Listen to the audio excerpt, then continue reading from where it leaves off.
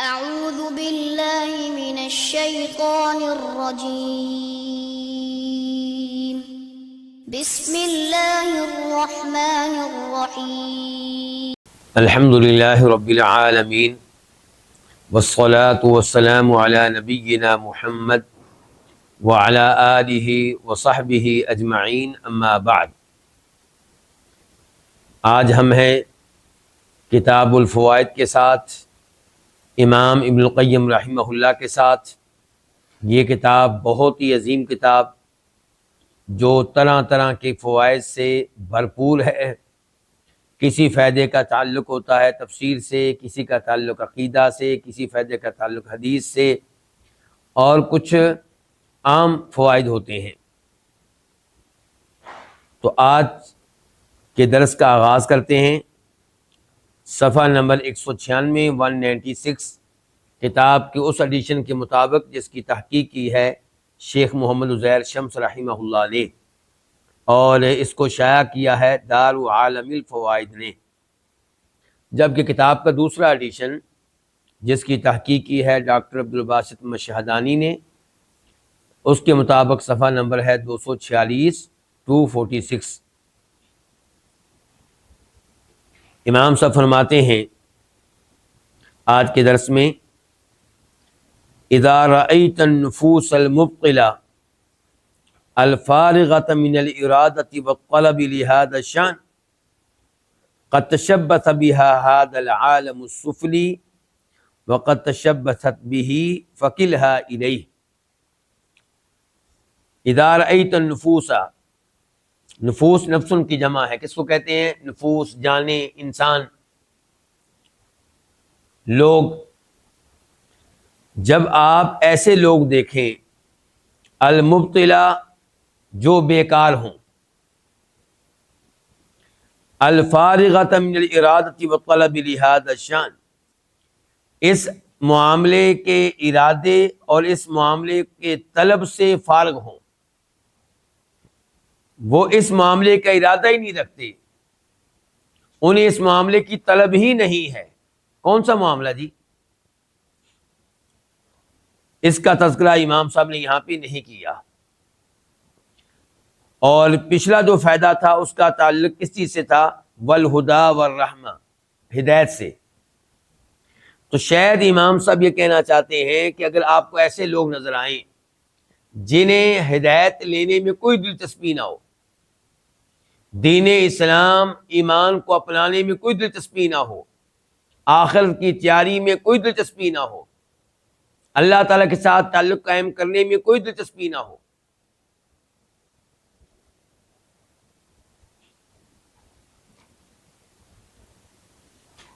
قد تشبث بها هذا العالم السفلی، تحقیق چمٹ چکا ہو بہا، ان لوگوں کے ساتھ، ان نفوس کے ساتھ۔ کیا چمٹ چکا ہو؟ هذا العالم السفلی، یہ حقیر جہان، العالم جہان، دنیا، السفلی حقیر، خسیس، وقد تشبثت به، اور وہ تعلق قائم کر چکے ہوں اس حقیر جہان کے ساتھ، اور یہ حقیر جہان ان کے ساتھ چمٹ چکا ہو اور وہ اس کے ساتھ چمٹ چکے ہوں، دونوں کا آپس میں گہرا تعلق قائم ہو چکا ہو۔ کس کا؟ دنیا کا اور ان لوگوں کا۔ یہ لوگ جن کو آخرت کے معاملے سے کوئی دلچسپی نہیں، ہدایت لینے میں کوئی دلچسپی نہیں، اللہ کو راضی کرنے میں کوئی دلچسپی نہیں، دنیا کے ساتھ ان کی ساری دلچسپیاں ہیں۔ تو جب یہ صورتحال ہو تو کیا کریں؟ شروع میں کیا آیا تھا؟ اذا، ان کہ جب ایسے لوگوں کو آپ دیکھیں تو پھر کیا کریں؟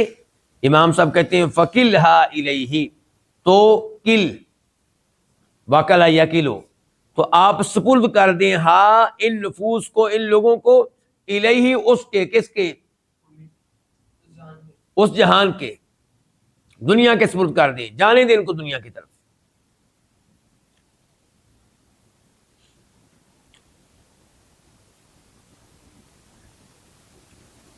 فَإِنَّهُ اللَّائِقُ بِهَا، کیونکہ یہ کیا؟ یہ خسیس جہان، یہ حقیر دنیا، یہی اللائق بہا ان لوگوں کے لیے مناسب ہے، لفسادی ترکیبہا ان کی اصل کے فاسد ہونے کی وجہ سے، ان کی اصل ہی فاسد ہے، یہ اپنی فطرت کو خراب کر چکے ہیں۔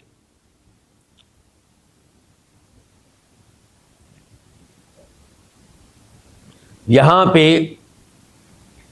آپ اس آیت پہ غور کر سکتے ہیں کہ فَأَعْرِضْ عَمَّنْ تَوَلَّىٰ عَنْ ذِكْرِنَا وَلَمْ يُرِدْ إِلَّا الْحَيَاةَ الدُّنْيَا، سورہ نجم آیت نمبر 29 کہ آپ اس سے اعراض کریں، عَمَّنْ تَوَلَّىٰ عَنْ ذِكْرِنَا، آپ اس سے اعراض کریں جو ہمارے ذکر سے، ہماری نصیحت سے، ہمارے قرآن سے، ہمارے کلام سے منہ موڑ لیں، اور اس کا ایک ہی مقصد ہو کیا؟ دنیا کی زندگی، وَلَمْ يُرِدْ إِلَّا الْحَيَاةَ الدُّنْيَا، بس اس کو دنیا چاہیے، دنیا دنیا دنیا، سونے لگتا ہے تو دنیا کی فکر میں، اٹھتا ہے تو دنیا کی فکر میں، دنیا کے لیے دین کو قربان کرنے کے لیے تیار ہے، دنیا کی وجہ سے دین کو اپنانے کے لیے تیار نہیں ہے۔ تو جو ایسا آدمی ہو اس کو آپ پھر کیا کریں؟ اس کو اس کے حال پہ چھوڑ دیں، اس کو دنیا کی طرف جانے دیں۔ یہاں پہ سوال پیدا ہوگا کہ کیا پھر ہم تبلیغ نہ کریں، اس کو نہ سمجھائیں؟ آپ سمجھا چکے، یعنی کہ آپ اس کو سمجھا کے تھک چکے، اللہ کا پیغام پہنچانے کا حق ادا کر چکے۔ اب یہ صورتحال ہے کہ اللہ تعالیٰ کہتے ہیں آپ اس کو اس کے حال پہ چھوڑ دیں۔ اور یہیں پہ پھر میں آپ کے سامنے وہ آیت رکھوں گا سورہ مائدہ کی کہ یا ایھا الذین آمنوا علیکم انفسکم لا یضرکم من ضل اذا اہتدیتم، اے ایمان والو تم لوگ اپنی فکر کرو، اپنے آپ کو ہدایت پہ قائم رکھنے کی فکر کرو، اپنے ایمان کو بچانے کی کوشش کرو، جو گمراہ ہو رہے ہیں وہ تمہیں کوئی نقصان نہیں پہنچا سکیں گے۔ تو پھر سوال پیدا ہوگا کہ تبلیغ نہ کریں، فرمایا اذا اہتدیتم، جب آپ ہدایت پہ ہیں تو جو گمراہ ہیں وہ آپ کو کچھ نہیں بگاڑ سکیں گے۔ اللہ کا یہ کہنا کہ جب آپ ہدایت پہ ہیں، یہ اس بات کی دلیل ہے کہ آپ نے نیکی کا حکم دیا، برائی سے منع کیا، اس لیے تو آپ ہدایت کے اوپر ہیں۔ الامر بالمعروف والنہی عن المنکر آپ کر چکے، لیکن وہ باز آنے کے لیے تیار نہیں ہے۔ تو فرمایا فَقِلْهَا إِلَيْهِ، فَقِلْهَا آپ سپرد کر دیں ہاں ان نفوس کو، ان لوگوں کو، الیہ اس حقیر دنیا کے، فَإِنَّهُ پس بے شک یہی کیا یہ دنیا، اللائق بہا یہی ان کے شایان شان ہے، یہی ان کے لائق ہے، لفساد ترکیبہا ان کی اصل کے فاسد ہونے کی وجہ سے، ان کے اصل کے فاسد ہونے کی وجہ سے یہ دنیا جو ہے یہی ان کے لائق ہے، ان کے اصل کے فاسد ہونے کی، ان کو چھوڑ دیں ان کے حال پہ۔ وَلَا تَنْقُشْ عَلَيْهَا ذَلِكَ، اور آپ نہ نقش کریں علیہا ان نفوس پہ، ان لوگوں پہ، ذَلِكَ یہ کیا جی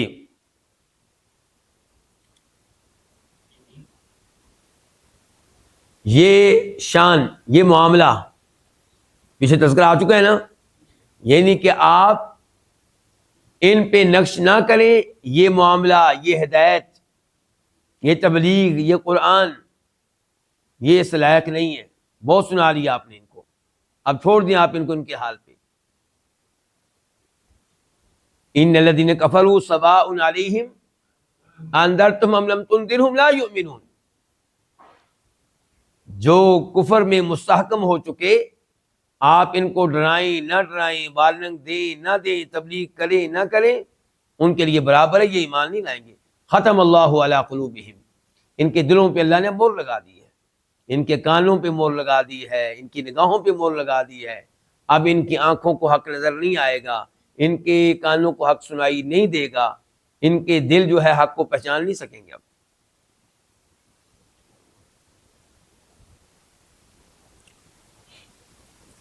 فَإِنَّهُ سَرِيعُ الْإِنْحِلَالِ عَنْهَا، آپ ان پہ اس حق کو نقص نہ کریں. فَإِنَّهُ، کیونکہ یہ حق، یہ ہدایت، یہ قرآن، یہ تبلیغ، سریع الانحلال عنہا، یہ ان سے جلدی سے زائل ہونے والی ہے. آپ تبلیغ کریں گے، تھوڑی سی دیر وہ ان کے ذہن میں رہے گی، اس کے بعد نکل جائے گی، کیونکہ ان کو کوئی دلچسپی نہیں ہے. جیسے چٹیل جو پتھر ہوتے ہیں، ان کے اوپر بارش اترے تو پانی کتنی دیر رہے گا؟ وہ تو برابر پتھر ہے، بالکل سخت ہے، بالکل پانی سارا نیچے چلا جائے گا. تو آپ کی تبلیغ، آپ کا قرآن سنانا، آپ کا ان کو وارننگ دینا، آپ کا ان کو ڈرانا، آپ کی ہدایت سریع الانحلال عنہا، ان سے جلدی سے زائل ہونے والی ہے. وَيَبْقَى تَشَبُّسُهَا بِهِ، اور باقی کیا رہ جائے گا؟ ان کا چمڑ جانا، بھی اس کے ساتھ، کس کے ساتھ؟ دنیا کے ساتھ ان کا چمڑ جانا، یہ باقی رہے گا. مع انقطاعی عنہا، جبکہ انقطاعی ہی، یہ دنیاوی جہان بھی عنہا، ان لوگوں سے منقطع ہو جائے گا. ایک دن یہ بھی منقطع ہو جائے گا. وہ کیسے منقطع ہو جائے گا؟ موت، بادشاہ تھے فقیر بنا دیے گئے، صحت مند تھے بیمار بنا دیے گئے، کسی ازمائش میں ڈال دیے گئے، تو اب وہ دنیا جو ہے وہ لینے کے قابل نہیں رہے. مال ہے تو کھانے کے قابل نہیں رہے، یا مال رہا ہی نہیں، فقیر ہو گئے. ما انقطاعی عنہا، یعنی کہ ان کا تعلق قائم رہے گا اس دنیا کے ساتھ، جبکہ دنیا ان سے منقطع ہو جائے گی. عذاب علیہا، اس حال میں کہ دنیا کے ان سے منقطع ہو جانا ان کے لیے عذاب بن جائے گا. دنیا کا منقطع ہو جانا ان کے لیے کیا بن جائے گا؟ عذاب. بحسب ذلک تعلق، یہ دنیا کا منقطع ہو جانا یہ ان کے لیے کتنا بڑا عذاب بن جائے گا؟ ان کے دنیا کے ساتھ تعلق رکھنے کے مطابق. جتنا گہرا تعلق تھا، دنیا کا منقطع ہو جانا اتنا گہرا عذاب ہوگا. دنیا ایمان والوں سے بھی چھوٹ جاتی ہے، لیکن وہ اتنی ٹینشن نہیں لیتے ہیں، لیکن اتنی نہیں کہ دنیا کا چلے جانا ان کے لیے عذاب ہی بن جائے. ایسا نہیں ہوتا. ابھی 1-2 دن پہلے کی بات ہے، ایک عالم دین ہیں جو باعمل قسم کے ہیں، نیک ہیں، اور ان کی نیکی لوگوں میں مشہور و معروف ہے. وہ چند دن پہلے گر گئے ہیں، بوڑھے ہیں، اور شاید ان کی کوئی ہڈی وغیرہ کو بھی نقصان پہنچا ہے، صاحب فلاش ہیں ہاسپٹل میں. ابھی 1-2 دن پہلے کی بات ہے. وہ کیا کہہ رہے ہیں؟ ان کے پاس بیٹھنے والوں نے جو ان کا جملہ نقل کیا ہے، وہ کہہ رہے ہیں کہ میں اللہ تعالیٰ پہ راضی ہوں، بس دعا یہ کہ اللہ بھی میرے اوپر راضی ہو جائے.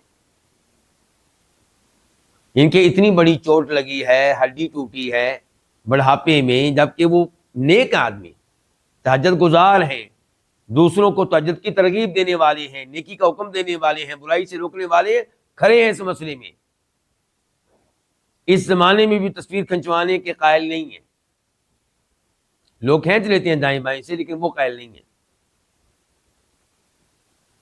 اتنی بڑا صدمہ آیا ہے، اتنی بڑی چوٹ ہے، لیکن انہوں نے اس صدمے کو اپنے لیے عذاب نہیں بننے دیا. کیا بنا لیا اپنے لیے؟ خوشخبری بنا لی ہے. مبشر الصابرین. کیا کہہ رہے ہیں کہ میں اللہ پہ راضی ہوں. اس میں بھی اللہ کی کوئی حکمت ہوگی، یہ ان کا الفاظ ہیں کہ اس میں بھی میرے رب کی کوئی حکمت ہے. میں اللہ پہ راضی ہوں، دعا یہ ہے کہ اللہ بھی میرے اوپر راضی ہو جائے. تو یہ ہے کہ یہ لوگ جو ہیں دنیا کے پجاری، دنیا کی پرستش کرنے والے، ان کا آخرت کی طرف کوئی دھیان نہیں، دین کی طرف کوئی دھیان نہیں، اللہ کی طرف کوئی دھیان نہیں، قرآن کی طرف کوئی دھیان نہیں، مسجد کی طرف کوئی دھیان نہیں، تو یہ جو ہے دنیا بھی ان سے چھوٹ جائے گی. جب چھوٹے گی تو دنیا کا چھوٹنا ان کے لیے کیا بن جائے گا؟ عذاب بن جائے گا. کتنا بڑا عذاب؟ جتنا ان میں سے ہر ایک کا تعلق ہے دنیا کے ساتھ، اسی تعلق کے مطابق دنیا کا چھوٹ جانا ان کے لیے عذاب بنے گا. پھر کیا ہوگا؟ فتبقى شہوتها وارادتها فيها، تو باقی رہ جائے گی پھر ان کی کیا؟ ان کی شہوت، ان کی خواہش، ان کا ارادہ، ان شہوتها ان نفوس کا، ان لوگوں کی شہوت، ان لوگوں کی خواہش، ان لوگوں کا ارادہ رہ جائے گا فیہا، اس دنیا میں. دنیا میں کے معاملے میں جو ان کا ارادہ ہے، ان کی رغبت ہے، ان کی شہوت ہے، ان کی خواہش ہے، وہ باقی رہ جائے گی. وَقَدْ حِيلَ بَيْنَهَا وَبَيْنَ مَا تَشْتَهِي، جبکہ رکاوٹ ڈالی جا چکی ہوگی ان کے مابین اور ان چیزوں کے مابین جن کی خواہش رکھتے ہوں گے. عَلَى وَجْهٍ، یہ رکاوٹ اس انداز سے ڈالی جا چکی ہوگی کہ یئست معه، کہ اس انداز کے ساتھ یہ مایوس ہو چکے ہوں گے من حصول شہوتها ولذتها، اپنی شہوت کو پورا کرنے سے اور اپنی لذت کو پانے سے. معاملہ واضح ہے. فلو تصور العاقل ما فی ذلک من الالم والحسرہ، پس اگر عقل مند ذہن میں لے کر آئے، اگر عقل مند تصور کرے اس تکلیف کا، اس حسرت کا، اس پچھتاوے کا جو اس میں ہے. کس میں؟ دنیا کے ساتھ جو تعلق قائم کیا تھا اس کا انجام.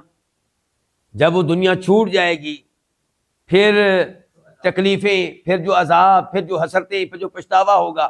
تو اگر عقل مند تصور کر لے اس تکلیف کا، اس حسرت کا، اس پچھتاوے کا، لبادرہ، البتہ وہ جلدی کرے الی قطع ھذا تعلق، اس تعلق کو توڑنے کی طرف. پھر عقل مند کیا چاہے گا کہ میں جلدی سے دنیا سے تعلق توڑ لوں. کما یبادر، جیسے عقل مند انسان جلدی کرتا ہے الی حسم مواد الفساد، فاسد مواد کو کاٹنے کی طرف. جی ہاں، جب ڈاکٹر بتاتے ہیں کہ آپ کینسر کے مرض میں مبتلا ہیں، اللہ مجھے اور آپ سب کو محفوظ رکھے، اور کہتے ہیں کہ آپ کی یہ ٹانگ کاٹنا پڑے گی، مثال کے طور پہ نہیں کاٹیں گے تو یہ فاسد مواد جو ہے یہ پھیل جائے گا، پھر آگے پورے جسم تک پھیلے گا. تو پھر ہم کہتے ہیں بس آپ کے پاس 1 گھنٹہ ہے جی، آپ کے پاس جی 24 گھنٹے ہیں. تو کیا جواب آتا ہے پھر؟ کاٹیں جی، فوراً کاٹیں جی. تو عقل مند فاسد مواد اپنے جسم کا جسم میں رہنے نہیں دیتا. اسی لیے ہم سنگی بھی لگواتے ہیں، جس کو کیا کہتے ہیں جی؟ ہجامہ، انگلش میں کپنگ. یہ سب کچھ کس لیے ہے؟ تاکہ فاسد مواد ہم میں باقی نہ رہے. حالانکہ کپنگ کے شروع میں تھوڑی بہت تکلیف ہوتی ہے، لیکن کوئی نہیں چاہتا کہ فاسد مواد میرے جسم میں رہے. اگر ڈاکٹر کہہ دیں یہ چھوٹی انگلی کاٹنی پڑے گی، نہیں تو پورا ہاتھ جائے گا، جلدی سے کاٹو جی چھوٹی انگلی کو، حالانکہ انگلی سے بڑا پیار ہے. تو جیسے انسان اپنے جسم کے فاسد مواد کو کاٹنے کے معاملے میں جلدی کرتا ہے، ایسے ہی عقل مند انسان اگر تصور کر لے کہ جب دنیا اس سے چھوٹے گی، جب دنیا اس سے چھین لی جائے گی، تب اس کو کتنی تکلیف کا سامنا کرنا پڑے گا، کس قدر پچھتاوے کا سامنا کرنا پڑے گا، تو انسان دنیا سے تعلق کو کاٹنے میں جلدی کرے. وَمَعَ هَذَا، اس کے باوجود، کس کے باوجود؟ اس کے باوجود کہ وہ انسان، عقل مند انسان دنیا سے اپنا تعلق ختم کر دے گا، اس کے باوجود فَإِنَّهُ يَنَالُ نَصِيبَهُ مِنْ ذَلِكَ، انسان لازمی طور پہ دنیا میں جو اس کا حصہ ہے اس کو لے کر رہے گا. آپ دنیا سے تعلق ختم کریں، پھر بھی اتنی دنیا آپ کو ملنی ہے جو آپ کے نصیب میں لکھی ہے. صحابہ کرام، انبیاء کرام علیہ الصلوۃ والسلام نے دنیا سے تعلق ختم کیا ہوا تھا، لیکن کیا مطلب دنیا پھر نہیں آتی تھی ان کے پاس، بھوکے رہے؟ نہیں، مناسب دنیا ملتی رہی، لباس دنیا کا حصہ انہوں نے پہنا، مناسب کھانا وہ کھاتے رہے، گال ان کا ہوتا تھا، بیگم ہوتی تھی، بچے ہوتے تھے۔ تو آپ دنیا سے تعلق ختم کریں، اس کے باوجود کچھ نہ کچھ دنیا سے آپ کا نصیب اور آپ کے حساب کو ملے گا۔ تو اگر عقل مند یہ کام کر لے، دنیا سے تعلق توڑ لے، تو کہتے ہیں وہ ماہادہ، اس کے باوجود فَإِنَّهُ، پس بے شک وہ ینال حاصل کرے گا نصیبہ، اپنا حصہ، من ذالک، اس میں سے، کس میں سے؟ دنیا میں سے۔ وقلبہ وہمہ، دنیا سے اپنا حصہ وہ حاصل کرے گا جبکہ اس کا دل، وہمہ، اور اس کا پختہ ارادہ، متعلق، وہ قائم ہوگا بالمطلب الاعلی، اعلی مقصد کے ساتھ۔ دنیا کچھ نہ کچھ حاصل کرے گا، لیکن اس کا دل، اس کے ارادے وہ قائم ہوں گے کس کے ساتھ؟ جنت کے ساتھ، اللہ کے ساتھ۔ واللہ المستعان، امام صاحب آخر میں کہہ رہے ہیں واللہ المستعان، کیا مطلب؟ اللہ کی مدد کے بغیر کچھ نہیں ہو سکتا۔ دنیا سے تعلق کو توڑنے کے معاملے میں بھی ہم اللہ کی مدد کے محتاج ہیں، اور اللہ مدد کرتا ہے ان کی جو سنجیدہ ہوں، جو اللہ سے درخواست کریں، جو کچھ کرنے کا عزم کر لیں، اللہ ان کی پھر مدد کرتا ہے۔ واللہ المستعان، اور اللہ سے ہی مدد مانگی جاتی ہے اس معاملے میں۔ تو یہ تھا آج کا پہلا فائدہ، آج کی پہلی فصل۔ اب ہم بڑھتے ہیں آج کے دوسرے فائدے کی طرف، دوسری فصل کی طرف۔ اس کا تعلق ہے جھوٹ سے۔ کس سے؟ اب امام صاحب ہمیں جھوٹ کے بارے میں بتانے لگے ہیں، جھوٹ سے خبردار کرنے لگے ہیں، اور بتانے لگے ہیں کہ جھوٹ کے نتائج بڑے خطرناک ہیں۔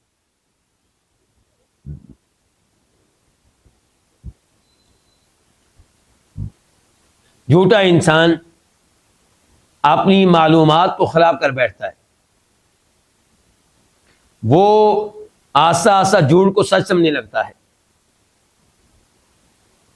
آپ تصور کریں سب سے بڑا جھوٹ کیا ہے؟ کفر و شرک، یعنی کہ آپ کا کہنا کہ اللہ نہیں ہے یہ کفر ہے، تو کیا یہ سچ ہے؟ جھوٹ ہے، سب سے بڑا جھوٹ ہے۔ آپ کا کہنا کہ شیخ عبدالقادر جیلانی رحمہ اللہ بھی اس لائق ہیں کہ ان کے نام پہ بکرے ذبح کیے جائیں، یہ شرک ہے، اور یہ سب سے بڑا جھوٹ ہے، کیونکہ وہ اس لائق نہیں ہے۔ جس کے نام پہ بکرے ذبح کیے جائیں گے وہ ایک اللہ ہی ہے۔ آپ اللہ کے ساتھ کسی کو بھی شریک کریں گے، آپ جھوٹ بول رہے ہیں۔ بدعت بھی جھوٹ ہے کہ آپ ایک چیز کو دین قرار دے رہے ہیں جبکہ وہ دین نہیں ہے۔ ایسے ہی دنیاوی جھوٹ، تو ہر قسم کے جھوٹ سے امام صاحب یہاں پہ روک کے نظر آ رہے ہیں۔ کہہ رہے ہیں جھوٹا شخص جو ہے وہ اپنی معلومات کو بھی خراب کر بیٹھے گا، اور جن کو علم دے گا، معلومات دے گا، ان کی معلومات کا بھی بیڑا غرق کر بیٹھے گا۔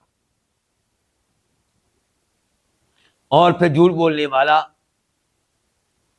جھوٹ کے نتیجے میں دیگر گناہوں کی طرف بڑھے گا،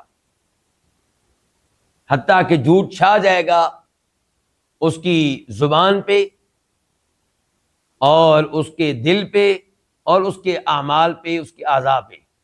اس کی حرکتیں بھی جھوٹی ہوں گی، اس کے اعمال بھی جھوٹے ہوں گے، اس کے اقوال بھی جھوٹے ہوں گے۔ چنانچہ امام صاحب کہتے ہیں ایاک والکذب، جھوٹ سے بچو، جھوٹ سے دور رہو، جھوٹ سے اجتناب کرو۔ فَإِنَّهُ يُفْسِدُ عَلَيْكَ تَصَوُّرَ الْمَعْلُومَاتِ عَلَى مَا هِيَ عَلَيْهِ۔ فَإِنَّهُ، کیونکہ یہ کون؟ جھوٹ، کیونکہ یہ یفسد علیکا، یہ آپ پہ فاسد کر دے گا، آپ کے لیے فاسد کر دے گا، معلومات کا تصور کرنا ان کی حقیقت کے مطابق۔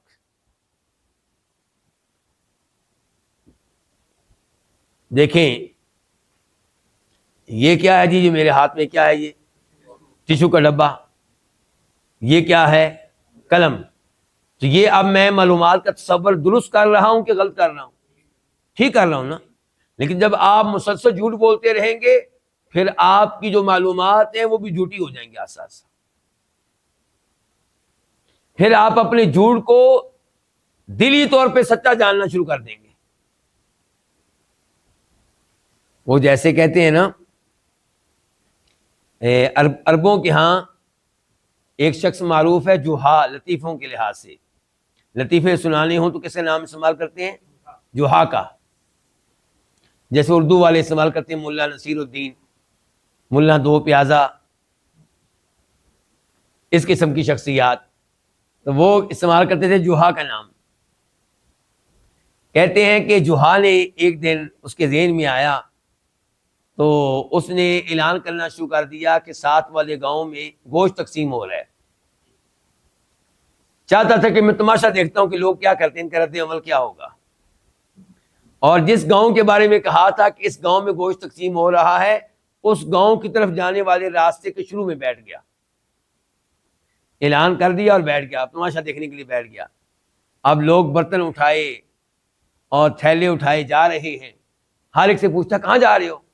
وہ کہتے ہیں ادھر گوشت تقسیم ہو رہا ہے، گوشت تقسیم ہو رہا ہے، گوشت لینے جا رہے ہیں، گوشت لینے جا رہے ہیں. ایک گزرا، دو گزرے، 10 گزرے، 20 گزرے، 25 گزرے، جہاز کی بس ہوگی. اس نے کہا یہ سارے غلط تو نہیں جا رہے نا، یقیناً جھوٹ گوشت تقسیم ہو رہا ہے، اتنے لوگ غلط نہیں ہو سکتے. تو خود بھی چل پڑا گوشت لینے کے لیے. تو یہ ہوتا ہے انجام مسلسل جھوٹ بولنے کا. تو امام صاحب کہہ رہے ہیں ایاک والکذب، آپ جھوٹ سے بچیں. فإنہ، کیونکہ جھوٹ یفسد علیک، یہ آپ کے لیے فاسد کر دے گا تصور المعلومات، معلومات کا اس طرح تصور کرنا جس طرح معلومات حقیقت میں ہیں. آپ پھر معلومات کا تصور ویسا نہیں کر سکیں گے جیسے وہ حقیقت میں ہیں، آپ ان کا غلط تصور کریں گے. پھر وَيُفْسِدُ عَلَيْكَ، اور یہ جھوٹ آپ کے لیے فاسد کر دے گا تصویرہا، ان معلومات کو لوگوں کے سامنے پیش کرنا، وَتَعْلِيمَهَا، اور ان معلومات کا لوگوں کو علم دینا. آپ لوگوں کو غلط معلومات پھر دیں گے، آپ لوگوں کو غلط تصور دیں گے ان چیزوں کے بارے میں.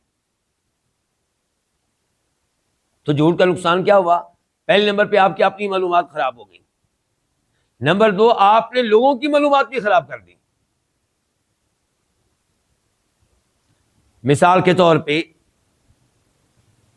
جو پوری زندگی بدعات پہ رہتا ہے، شروع میں شاید جب وہ بدعت کا آغاز کرے یا اس پہ پہلی بار اس کا اختیار کرے تو شاید اس کا دل کھٹکے کہیں یہ غلط تو نہیں.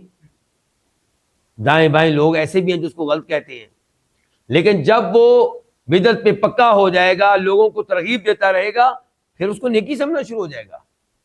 خود بھی نیکی سمجھے گا، برائی کو کیا سمجھ رہا ہے؟ نیکی. اور لوگوں کو بھی کیا بتا رہا ہے کہ یہ کیا ہے؟ نیکی ہے. عید میلاد النبی منائیں، علیہ الصلوۃ والسلام، یہ اللہ کے نبی سے محبت ہے. اللہ کے نبی کتنے خوش ہوں گے اس کے اوپر، آپ کی شفاعت کریں گے روز قیامت. اور اللہ کتنا راضی ہوگا کہ میرے محبوب کہ یوم ولادت کو بطور عید منا رہا ہے. یہ باتیں جب آپ بار بار کریں گے، جھوٹ بار بار بولیں گے، تو آپ کا اس کے اوپر ایمان قائم ہو جائے گا اور لوگوں کو بھی آپ اس کے اوپر لے آئیں گے اور وہ بھی اس کے اوپر ایمان لے آئیں گے.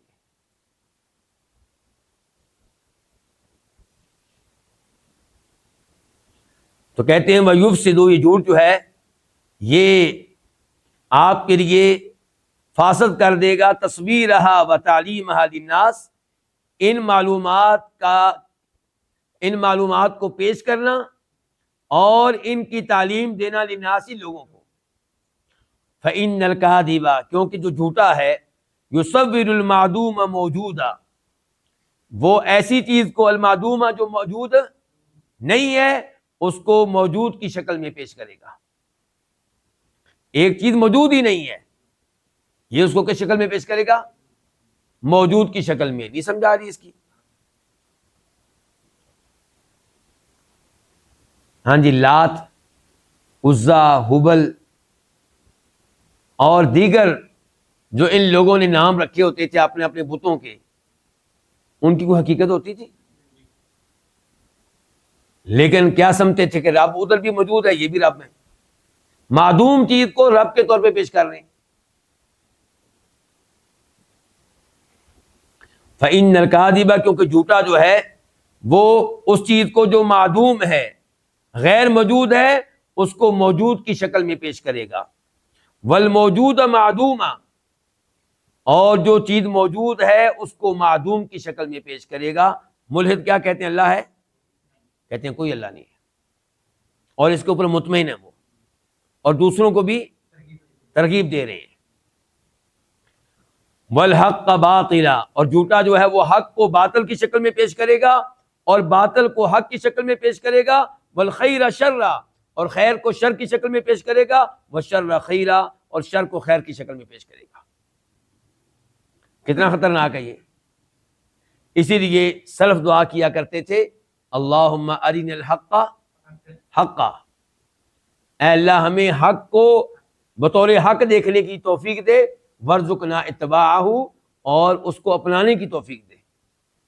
وارنا الباطل باطلا، اور یا اللہ ہمیں باطل کو بطور باطل دیکھنے کی توفیق دے. وارزقنا اجتنابہ، اور ہمیں اس سے دور رہنے کی توفیق دے.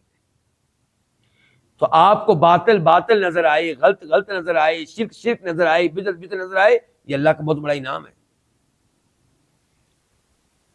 ہمارے دائیں بائیں ان لوگوں کی اکثریت ہے جو شرک کو محبت کا نام دے رہے ہیں، بدعت کو محبت کا نام دے رہے ہیں، عبادت کا نام دے رہے ہیں، نیکی کا نام دے رہے ہیں. اور ایسے لوگوں کی کہ حق میں آنے کی امید کم ہے. چور ممکن ہے کبھی چوری چھوڑ دے، کیونکہ وہ چوری کو کیا سمجھتا ہے؟ غلط سمجھتا ہے، اس کو جرم سمجھتا ہے. ڈاکہ ڈالنے والا ممکن ہے ڈاکہ چھوڑ دے کیونکہ اس کو غلط سمجھتا ہے. اسی لیے بدعتی انسان ڈاکو سے اور ان لوگوں سے بڑا مجرم ہوتا ہے.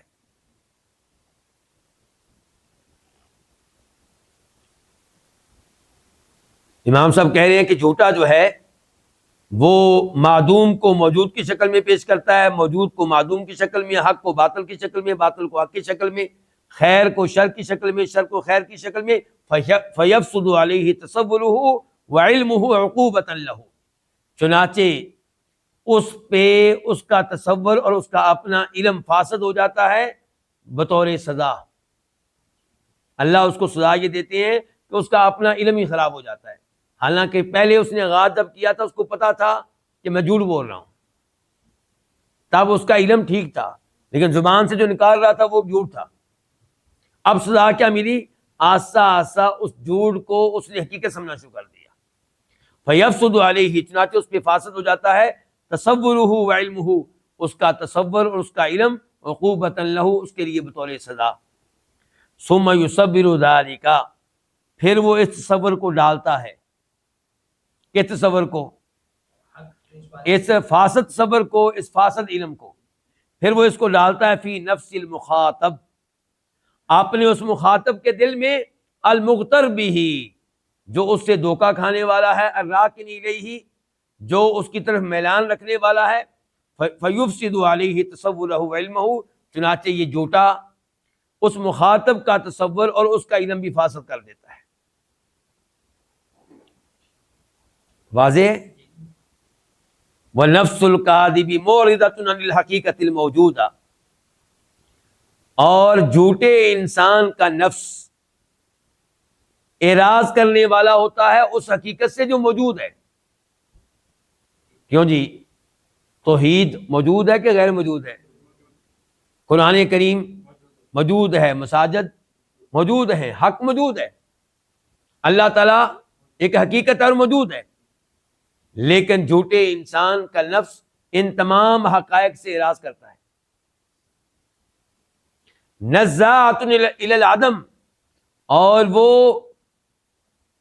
بہت تیزی سے مائل ہوتا ہے ان چیزوں کی طرف جو معدوم ہیں، جو غیر موجود ہیں. مؤثرۃ للباطل، اور ایسے جھوٹے انسان کا نفس باطل کو اختیار کرنے والا بن جاتا ہے. وَإِذَا فَسَدَتْ عَلَيْهِ قُوَّةُ تَصَوُّرِهِ وَعِلْمِهِ الَّتِي هِيَ مَبْدَأُ كُلِّ فِعْلٍ إِرَادِيٍّ فَسَدَتْ عَلَيْهِ تِلْكَ الْأَفْعَالُ، اور جب اس انسان کی قوت تصور اور قوت علم فاسد ہو جاتی ہے، تصور کرنے کی قوت اور علم کی قوت کیا ہو جاتی ہے؟ فاسد ہو جاتی ہے، اور یہ وہی قوت ہے جو ہر ارادی فعل کی بنیاد ہے۔ علم جو ہے یہ بنیاد ہے ہر اس فعل کی جو آپ کرتے ہیں، جس کا آپ ارادہ کرتے ہیں، جو آپ کے اختیار میں ہوتا ہے۔ کوئی بھی فعل جو آپ کے اختیار میں ہے، جب آپ وہ فعل کرتے ہیں تو اس کے پیچھے کیا ہوتا ہے؟ آپ کا علم۔ آپ کا علم آپ کو دعوت دیتا ہے یہ فعل کرنے کی۔ تو کہتے ہیں کہ جب انسان کی قوت تصور اور انسان کی قوت علم فاسد ہو جائے، یہ قوت جو ہر ارادی فعل کی بنیاد ہے، تو پھر نتیجہ کیا نکلتا ہے؟ فسدت علیہ تلک الافعال، تو اس انسان کے افعال بھی فاسد ہو جاتے ہیں۔ جب علم فاسد ہو گیا، تصور فاسد ہو گیا، آپ جس چیز کا تصور کرتے ہیں غلط تصور کرتے ہیں نا، آپ شرک کو توحید، توحید کو شرک سمجھ رہے ہیں، آپ بدعت کو نیکی سمجھ رہے ہیں، تو جب آپ کا یہ علم اور یہ تصور فاسد ہو گیا تو آپ کے جو افعال ہیں وہ بھی فاسد ہوں گے، جو آپ کریں گے وہ بھی فاسد ہی ہوگا۔ جب آپ بدعات کو نیکی سمجھتے ہیں تو پھر آپ یہ کام کریں گے نا، تو افعال بھی فاسد ہو گئے۔ پہلے علم فاسد تھا، اب کیا فاسد ہو گئے؟ افعال۔ وَسَرَا حُکْمُ الْکَذِبِ إِلَیْہَا، اور جھوٹ کا حکم ان افعال کی طرف سرایت کر جائے گا، ان تک پہنچ جائے گا، پھر آپ کے افعال بھی جھوٹے ہوں گے نا۔ فَصَارَ صُدُورُهَا عَنْهُ كَصُدُورِ الْكَذِبِ عَنِ اللِّسَانِ، تو ان افعال کا انسان سے صادر ہونا ایسے ہی ہوگا جیسے جھوٹ انسان کی زبان سے صادر ہوتا ہے۔ فَلَا يَنْتَفِعُ بِلِسَانِهِ وَلَا بِأَعْمَالِهِ، تو یہ انسان نہ اپنی زبان سے فائدہ اٹھا پائے گا اور نہ اپنے اعمال سے، کیونکہ زبان سے بھی جھوٹ نکل رہا ہے اور جو اعمال کر رہا ہے وہ بھی جھوٹے ہیں۔ وَلِهَذَا كَانَ الْكَذِبُ أَسَاسَ الْفُجُورِ، اسی لیے جھوٹ نافرمانیوں کی اور گناہوں کی بنیاد ہے، جڑ ہے، اساس ہے، بیس ہے۔ کما قال النبی صلی اللہ علیہ وسلم، جیسا کہ فرمایا نبی علیہ الصلوۃ والسلام نے، ان الکذب یہدی الی الفجور، یقیناً جھوٹ انسان کو لے کر جاتا ہے الفجور، نافرمانی کی طرف، فسق و فجور کی طرف، گناہوں کی طرف۔ وَإِنَّ الْفُجُورَ يَهْدِي إِلَى النَّارِ، اور نافرمانیاں، فسق و فجور، یہ چیز انسان کو لے جاتی ہے جہنم کی آگ میں۔ اس حدیث کو امام بخاری، امام مسلم نے روایت کیا ہے، اور اس حدیث کا ایک اور جملہ ہے وہ بھی میں پڑھ دوں کہ وَإِنَّ الرَّجُلَ لَيَكْذِبُ حَتَّى يُكْتَبَ عِندَ اللَّهِ كَذَّابًا، اور بے شک انسان جھوٹ بولتا رہتا ہے، جھوٹ بولتا رہتا ہے، حتیٰ کہ اللہ تعالیٰ کے ہاں لکھ دیا جاتا ہے کذاب، یہ جھوٹا ترین انسان ہے۔ اس گفتگو میں تنبیہ ہے میرے اور آپ کے لیے، یہ گفتگو صرف اس لیے نہیں ہے کہ ہم علم لیں اور چلے جائیں، یہ اس لیے ہے کہ ہر انسان اپنے آپ سے عہد کرے کہ آئندہ میں نے کبھی بھی جھوٹ نہیں بولنا، کسی سے نہیں بولنا۔ جب آپ ایک انسان سے جھوٹ بولتے ہیں، پھر آپ کو دوسرے انسانوں سے بھی جھوٹ بولنے کی عادت پڑ جاتی ہے، اور پھر جھوٹ چھا جاتا ہے آپ کے مزاج پہ۔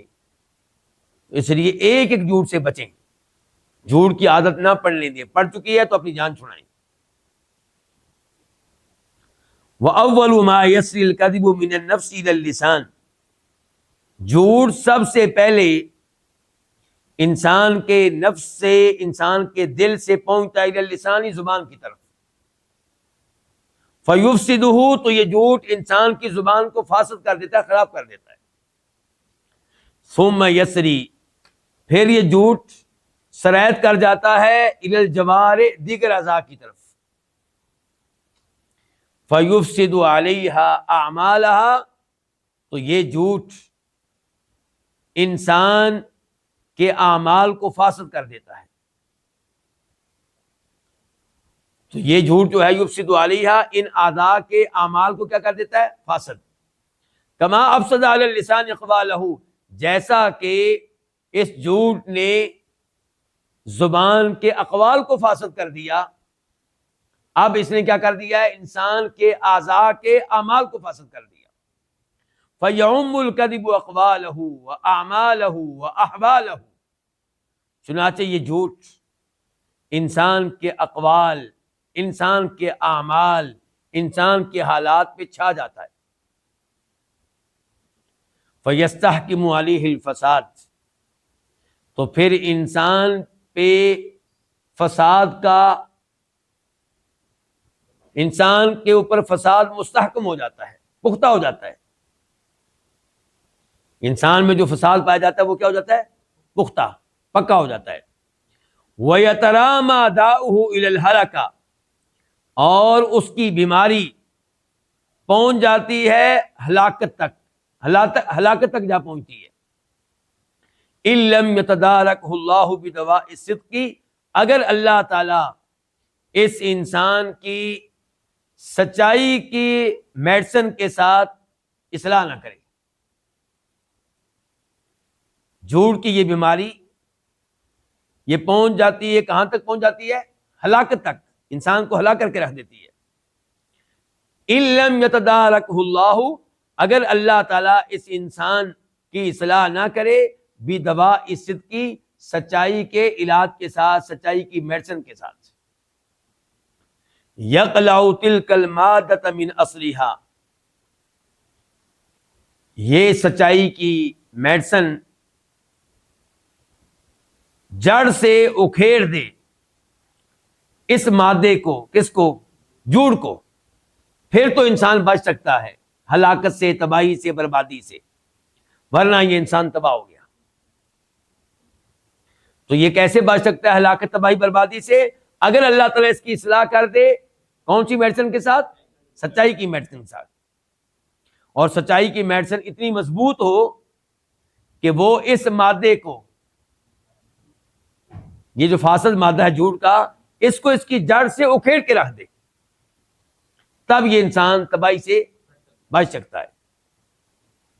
وَلِهَذَا كَانَ أَصْلُ أَعْمَالِ الْقُلُوبِ كُلِّهَا الصِّدْقُ، اسی لیے دل کے تمام اعمال کی بنیاد سچائی ہے۔ آپ اپنے دل کے ساتھ جو اچھے اعمال کرتے ہیں، ان تمام اچھے اعمال کی بنیاد کیا ہے؟ سچائی ہے۔ اگر آپ کے دل میں خوف ہے اللہ تعالیٰ کا، آپ کے دل میں محبت ہے اللہ تعالیٰ کی، آپ کے دل میں خیر خواہی ہے دوسرے لوگوں کی، آپ اللہ ہی پہ امیدیں رکھتے ہیں، اللہ ہی سے ڈرتے ہیں، یہ سارے دلی اعمال جو ہیں، اللہ پہ ایمان وغیرہ، ان سب چیزوں کے پیچھے کیا ہے؟ سچائی۔ دل پہ ایمان اسی کا ہوگا جس نے سچائی کو اپنا لیا، اس سچائی کو کہ اللہ ہے، اس سچائی کو کہ رب اکیلا اللہ ہے، سب کا خالق اللہ اکیلا ہے، سارے امور کی تدبیر کرنے والا اللہ تعالیٰ اکیلا ہے، اور اس سچائی کو کہ اس کا کوئی شریک نہیں ہے۔ جب یہ سچائی آپ اپنا لیں گے تو آپ کے دل میں سارے اعمال بھی خیر پہ مبنی ہوں گے۔ وَأَزْدَادُهَا، اور ان اعمال کے جو برعکس اعمال ہیں، کن کے؟ سچے اعمال کے برعکس اعمال کون کون سے اعمال جی؟ وہ من الریا، مثلاً ریاکاری، والعجب، خود پسندی، والکبر، تکبر، والفخر، فخر، والخیلاء، اس کا معنی بھی تکبر، والبطر، اور اترانا، والعشر، اکڑنا، والعجز، اور نیک اعمال کرنے میں بے بس ہو جانا، والکسل، اور سستی نیک اعمال کرنے میں، والجبن، اور بزدلی، والمہانہ، اور رسوائی،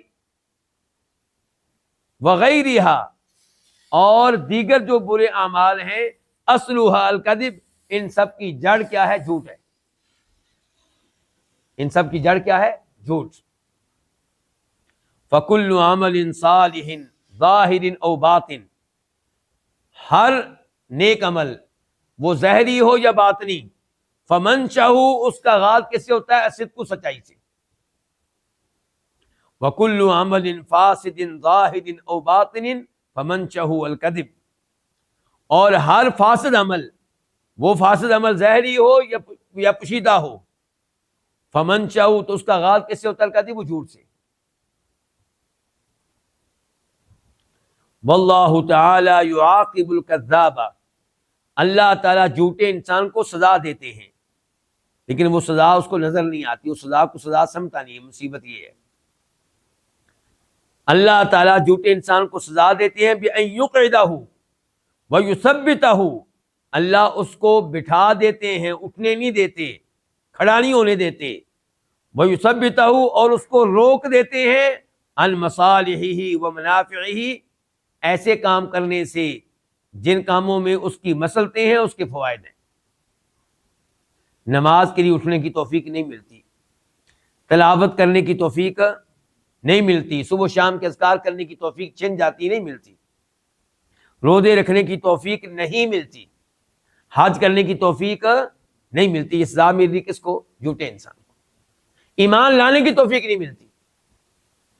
کتنے لوگ اس دنیا سے گئے ہیں جو جانتے تھے اسلام سچا دین ہے، محمد سچے ہیں صلی اللہ علیہ وسلم، قرآن سچا ہے، لیکن اللہ تعالیٰ نے ان کو توفیق نہیں دی کہ ایمان قبول کریں، کلمہ پڑھیں. ابو طالب اس کی بہترین مثال ہے. پتا تھا میرا بھتیجا سچا ہے، معلوم تھا کہ جو دعوت لے کر آیا بالکل سچی ہے، لیکن نہیں توفیق ملی. وَيُصِيبُ الصَّادِقَ اور اللہ تعالیٰ سچے انسان کو صلہ دیتے ہیں، اچھا بدلہ دیتے ہیں سچائی کا. کیا؟ بِأَن يُوَفِّقَهُ لِلْقِيَامِ بِمَصَالِحِ دُنْيَاهُ وَآخِرَتِهِ کہ اللہ اس کو توفیق دیتے ہیں ایسے کام کرنے کی جن کاموں میں اس کی دنیا کی بھی مصلحتیں ہیں، آخرت کی بھی مصلحتیں ہیں، جن کاموں میں اس کے لیے دنیاوی خیر بھی ہے اور اخروی خیر بھی ہے. فَمَسْتُجْلِبَتْ مَصَالِحُ الدُّنْيَا وَالْآخِرَةِ بِمِثْلِ الصِّدْقِ دنیا اور آخرت کی مصلحتیں، دنیا اور آخرت کے فوائد نہیں حاصل کیے جا سکتے سچائی جیسی کسی چیز کے ساتھ. یعنی کوئی ایسی چیز نہیں ہے جس سے آپ دنیا اور آخرت کے فوائد کو، مصلحتوں کو حاصل کر سکتے ہو جو اس معاملے میں سچائی سے بڑھ کر مفید ہو. اگر آپ چاہتے ہیں کہ دنیا کے فوائد آپ کو ملیں، آخرت کے فوائد ملیں، تو اس کے لیے سب سے اچھی چیز جو ہے وہ کیا ہے؟ سچائی. سچائی کو اختیار کریں گے تو آپ توحید پہ آ جائیں گے. سچائی کو اختیار کریں گے تو آپ اللہ کے نبی علیہ الصلوۃ والسلام کو اپنا محبوب بنا لیں گے. سچائی کو اختیار کریں گے تو قرآن کریم کو آپ اس پہ ایمان لے آئیں گے، اس کی ایک چیز کو اپنائیں گے. تو دنیا اور آخرت کی مصلحتیں اور فوائد پانے کے لیے، حاصل کرنے کے لیے سچائی سے بڑھ کر کوئی اچھی چیز نہیں ہے. وَلَا مَفَاسِدُهُمَا وَمَضَارُهُمَا بِمِثْلِ الْكَذِبِ اور دنیا آخرت کے مفاسد، دنیا آخرت کی خرابیاں اور دنیا آخرت کی نقصان دہ چیزیں یہ نہیں حاصل ہوتی بمثل الکذب کسی چیز کے ساتھ جو جھوٹ جیسی ہو. جھوٹ کو آپ نے اپنا لیا تو ہر خرابی آپ کو ملے گی، آپ ہر خرابی کا سامنا کرنا پڑے گا، ہر خرابی آپ کے گھر میں موجود ہوگی، ہر نقصان کا آپ کو سامنا کرنا پڑے گا. اس سے بڑا نقصان کیا ہے کہ آپ کے گھر میں شرک آ جائے گا، بدعات آ جائیں گی، کبیرہ گناہ آ جائیں گے. یہ سب کس کا نتیجہ ہے؟ جھوٹ کا. آپ نے جھوٹ کہا کہ شیخ عبد القادر جیلانی رحمہ اللہ ان کو بھی مدد کے لیے پکارا جا سکتا ہے، یہ اس لائق ہیں اور یہ مدد کر سکتے ہیں اور یہ عالم الغیب ہیں. یہ سب جھوٹ تھے آپ کے. تو اس کی وجہ سے آپ کے پاس کیا آ گیا؟ شرک آ گیا. آپ نے عید میلاد النبی علیہ السلام کو نیکی کہا، اس کے نتیجے میں آپ کے پاس کیا آ گئی؟ بدعت آ گئی. قال تعالی اللہ تعالیٰ کہتے ہیں سورہ توبہ آیت نمبر 119 119 یا ایھا الذین آمنوا اے ایمان والو اتقوا اللہ اللہ سے ڈر جاؤ، وکونوا مع الصادقین اور ہو جاؤ سچ کہنے والوں کے ساتھ، سچ کہنے والوں کے ساتھی بن جاؤ، سچ کہنے والوں کے مددگار بن جاؤ. اور یہاں صادقین سے مراد کون ہے؟ نبی علیہ السلام اور صحابہ کرام. اس سے پہلے واقعہ بیان ہوا ہے تبوک والا. کہ تبوک کی لڑائی میں منافقین جھوٹ بولتے رہے کہ اللہ کے رسول ہم اس لیے شریک نہیں ہو سکے، ہمارا یہ عذر تھا، ہمارا یہ عذر تھا. آپ ان کے اوپر یقین کرتے رہے اور ان کو نجات مل گئی، کوئی آزمائش بظاہر ان کے اوپر نہیں آئی. لیکن 3 صحابی تھے جنہوں نے سچ کہا، اور یہ صحابی تھے سچے، وہ تو منافق تھے. ان میں سے ایک کعب بن مالک ہیں، انہوں نے تینوں نے کہہ دیا اللہ کے رسول ہمارا کوئی عذر نہیں تھا. تو ان کا بائیکاٹ کیا گیا، 50 دن بائیکاٹ رہا. بائیکاٹ کے نتیجے میں مدینہ کی زمین ان کے لیے تنگ ہو گئی، دنیا میں رہنا ان کے لیے مشکل ہو گیا، ازمائشوں کے اوپر ازمائشیں ان کا گھیراؤ کرتی رہی. آخر میں اللہ نے ان کی توبہ قرآن میں نازل کی، مسلمانوں نے ان کو مبارکبادیں دی. اور کعب بن مالک کہتے ہیں کہ اللہ نے سچ کی وجہ سے میرے اوپر اتنا بڑا انعام کیا ہے، اور میرا اللہ سے عہد ہے کہ میں آئندہ بھی کبھی جھوٹ نہیں بولوں گا، کیونکہ اللہ نے مجھے بہت بڑا انعام دے دیا ہے. تو یہ سارا واقعہ ذکر کرنے کے بعد اللہ تعالیٰ کہتے ہیں اے ایمان والو اللہ سے ڈرتے رہو، وَكُونُوا مَعَ الصَّادِقِينَ، اور کن کے ساتھ ہو جاؤ؟ سچ کہنے والوں کے ساتھ. تو اللہ نے صحابہ کرام کو سچا کہا ہے، جھوٹے نہیں ہیں. اللہ نے ان کو منافق نہیں کہا، سچا کہا ہے. یہ صحابہ کرام کی شان ہے. وقال تعالی، اور اللہ تعالیٰ کہتے ہیں سورہ مائدہ میں آیت نمبر 119 119، هذا یوم ینفع الصادقین صدقہم، یہ وہ دن ہے کہ جس دن سچ کہنے والوں کو ان کی سچائی فائدہ دے گی. سچے کون ہیں؟ ایمان والے، توحید والے. تو ان کو ان کی سچائی فائدہ دے گی، حالانکہ ان لوگوں سے بڑے گناہ ہوئے، لیکن سب سے بڑی سچائی کو انہوں نے اپنا لیا تھا، وہ کیا؟ توحید، ایمان. تو یہ سچائی ان کو فائدہ دے گی کہ بالآخر یہ جنت میں جائیں گے. سچ کہنے کا فائدہ. وقال، اور اللہ تعالیٰ نے یہ بھی فرمایا سورہ محمد آیت نمبر 21 میں 21، فَإِذَا عَزَمَ الْأَمْرُ فَلَوْ صَدَقُوا اللَّهَ لَكَانَ خَيْرًا لَّهُمْ، بس جب حکم لازم ہو جائے، کس چیز کا حکم؟ جہاد کا. جب جہاد فرض ہو جائے، حکم آ جائے کرو جی جہاد. فَإِذَا عَزَمَ الْأَمْرُ، پر جب حکم لازم ہو جائے، فَلَوْ صَدَقُوا اللَّهَ، تب اگر یہ منافق اللہ کے ساتھ سچائی کو اپناتے، لَكَانَ خَيْرًا لَّهُمْ، تو البتہ یہ ان کے لیے بہتر ہوتا. لیکن تب یہ سچائی کو نہیں اپناتے، جھوٹ بولتے ہیں، بچتے ہیں.